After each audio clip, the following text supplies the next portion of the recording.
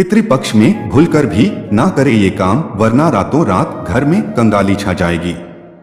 पितृपक्ष को श्राद्ध पक्ष के नाम से भी जाना जाता है। भाद्रपद पूर्णिमा से पितृपक्ष शुरू हो जाता है, जो 16 दिनों तक आश्विन अमावस्या के दिन तक चलता है।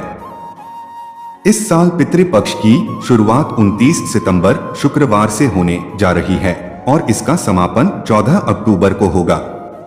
पितृपक्ष की अवधि में पूर्वजों के निमित्त पिंडदान, तर्पण और श्राद्ध कर्म किए जाते हैं।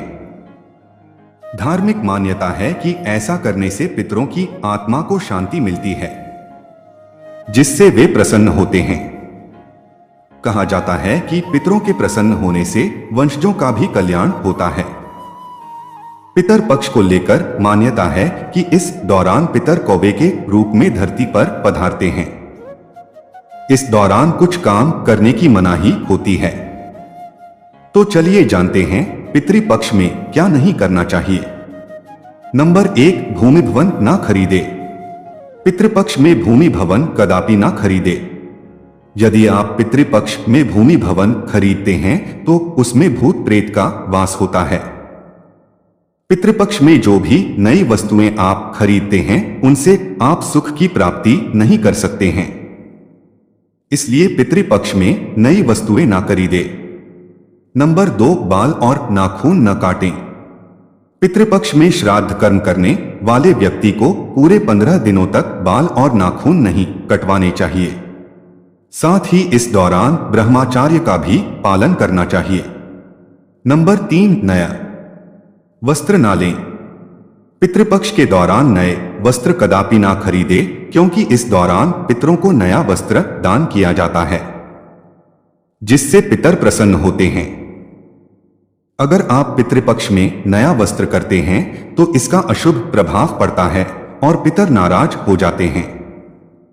नंबर 4, पितृपक्ष के दौरान लोहे का सामान नहीं खरीदना चाहिए। इससे घर में सकारात्मक ऊर्जा की कमी आएगी और नकारात्मक ऊर्जा बढ़ेगी। नंबर 5, प्याज लहसुन ना खाएं। पितृपक्ष के दौरान पिंडदान, तर्पण या श्राद्ध कर्म करते हैं। इसके अलावा अगर संभव हो सके तो इस दौरान लहसुन और प्याज का सेवन भी नहीं करना चाहिए। नंबर 6, मांस ना खाएं। पितृपक्ष के दौरान मांसाहारी भोजन भूलकर भी नहीं करना चाहिए। माना जाता है कि ऐसा करने से पूर्वज नाराज होते हैं। नंबर 7, कई चीजें शाकाहारी ऐसी हैं जिनको पितृपक्ष के दौरान खाने की मनाही होती है। माना जाता है कि पितृपक्ष के दौरान खीरा, जीरा और सरसों के साग का सेवन नहीं करना चाहिए।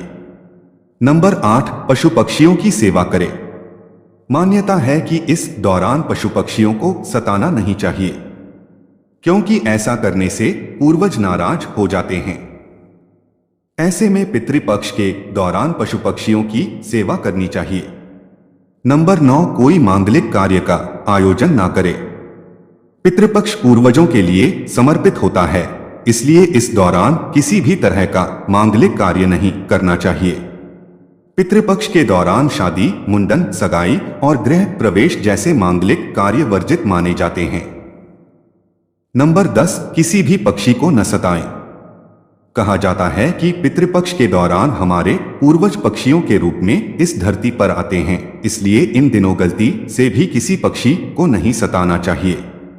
ऐसा करने से हमारे पूर्वज नाराज हो सकते हैं। नंबर 11, तामसिक चीजों से रहें दूर।